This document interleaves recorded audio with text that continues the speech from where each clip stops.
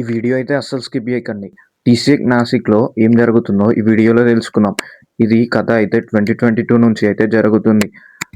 మత మార్పిడి చేసుకోమని మన హిందూ అమ్మాయిలని టార్చర్ అయితే చేస్తుర్రు. 7 మెంబర్స్ ముస్లిం నా కొడుకులు. వీళ్ళు టీమ్ లీడర్స్ అనమాట టీసీఎస్ కంపెనీలో.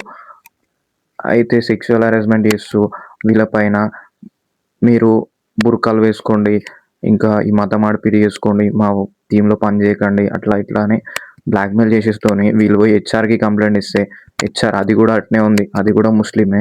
అట్లయితే అది వాళ్ళ 7 టీం మెంబర్స్కే సపోర్ట్ ఇస్తూ అంతా పట్టించుకోలే.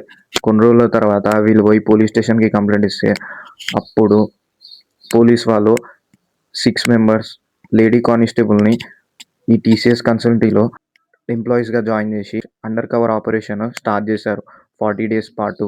అయితే అప్పుడు పూర్తిగా విచారం చేస్తూ వీళ్ళపైన 8 ఎఫ్ఐఆర్ ఫైల్ చేస్తూ 8 కేసెస్ పెట్టి వీళ్ళని అయితే జైల్లో అయితే వేశారు. దీనిపైన మీ ఒపీనియన్ కూడా కామెంట్ చేయండి.